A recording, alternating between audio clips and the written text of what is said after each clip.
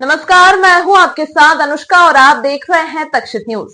लोकसभा चुनाव 2024 को लेकर बीजेपी ने अपनी तैयारियां पूरी कर ली हैं। बीजेपी लोकसभा चुनाव से पहले विकसित भारत संकल्प पत्र सुझाव अभियान की शुरुआत करने जा रही है, जिसके तहत मध्य प्रदेश की सभी लोकसभा सीटों पर बीजेपी विभिन्न माध्यम से आम जनता से चुनावी घोषणा पत्र के लिए सुझाव लेगी। इसी कड़ी में इंदौर लोकसभा की सभी विधानसभा सीटों पर सुझाव पेटी लगाने की शुरुआत कर रही है। लोकसभा चुनाव के मद्देनजर प्रदेश भाजपा की ओर से डिजिटल रूप से तैयार की गई एलईडी वैन इंदौर लोकसभा के प्रमुख स्थानों पर जाएगी। वहां पर जनता के माध्यम से सुझाव फॉर्म भरवाकर जमा करने का काम करेगी, जिसके आधार पर भाजपा अपना संकल्प पत्र जारी करेगी। इंदौर लोकसभा के लिए संभागीय भाजपा कार्यालय पर कार्यक्रम आयोजित किया गया, जहां संकल्प पत्र निर्माण समिति के सदस्य और इंदौर महापौर पुष्यमित्र भार्गव ने बताया कि देश भर से करीब 1 करोड़ से अधिक सुझाव बुलाए जाने का लक्ष्य रखा है। विभिन्न माध्यमों से आने वाले सुझावों पर संकल्प पत्र समिति चर्चा करेगी और केंद्रीय नेतृत्व संकल्प पत्र तैयार करेगी। अलग अलग समूहों में, अलग अलग वर्गों में, चाहे डॉक्टर, लॉयर, वकील, इंजीनियर, मछुआ समाज, कोऑपरेटिव सोसाइटी, घुमक्कड़ समाज या ऐसे समाज के वर्ग जिनकी मजबूती से देश मजबूत होगा, उनके मिलन के कार्यक्रम करके उनके सुझाव के आधार पर संकल्प पत्र बनाया जाएगा। महिलाओं के लिए चलेगी पिंक ई बस। अब सभी बसों में सुनाई देगा अटल रेडियो। कैबिनेट मंत्री कैलाश विजयवर्गीय ने किया शुभारंभ। बीआरटीएस कॉरिडोर पर अब चलेगी इलेक्ट्रिक बस। इंदौर के एआईसीटीएसएल के द्वारा शहर की महिलाओं को सुरक्षित सफर के लिए पिंक ई बस की शुरुआत की। इसके साथ ही पर्यावरण को बचाने और शहर को प्रदूषण मुक्त बनाने के लिए इलेक्ट्रिक बसों का भी शुभारंभ किया गया। यही नहीं, इंदौर के अटल रेडियो का डिजिटल लोकार्पण भी प्रदेश के मंत्री कैलाश विजयवर्गीय और महापौर पुष्यमित्र भार्गव के द्वारा किया गया।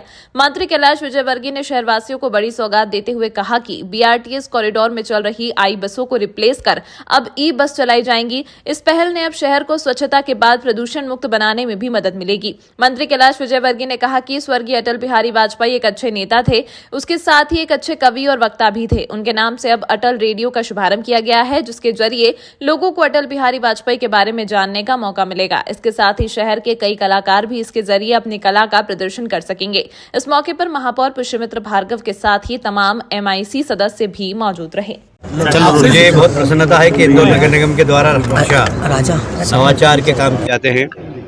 इंदौर नगर निगम की साख आज सारी दुनिया के अंदर नवाचार के कारण है और उसी प्रकार का नवाचार फिर से आज प्रारंभ हुआ है अटल रेडियो, स्वर्गीय अटल बिहारी वाजपेयी जी के नाम से।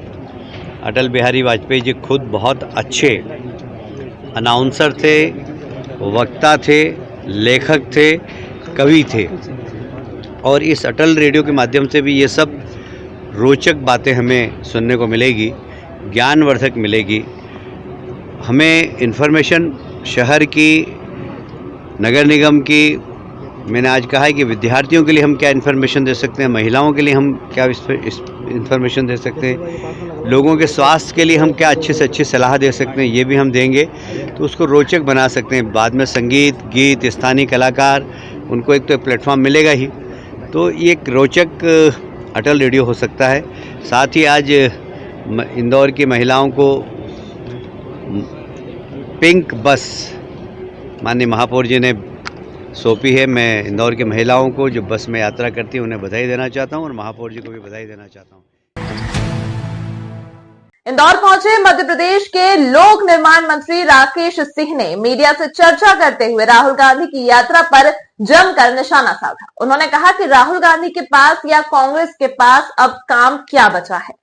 यदि वह यात्रा ना निकालें तो कई तरह के सवाल खड़े होंगे। वह टिकटों को लेकर हो या अन्य दलों के साथ सामंजस्य को लेकर हो। एक तरह से कांग्रेस राहुल गांधी को इंगेज कर देती है ताकि वह इंगेज रहे तो कांग्रेस की परेशानियां ना बढ़े। मंत्री राकेश सिंह ने कमलनाथ को लेकर कहा, वह बड़ी मुश्किल से अपनी स्थिति को बचा पाए हैं। राहुल गांधी जी के पास में या कांग्रेस के पास में काम क्या बचा है? यदि वो यात्रा ना निकालें तो कई तरह के सवाल खड़े होंगे, वो टिकटों को लेकर हो या अन्य दलों के साथ सामंजस्य को लेकर है।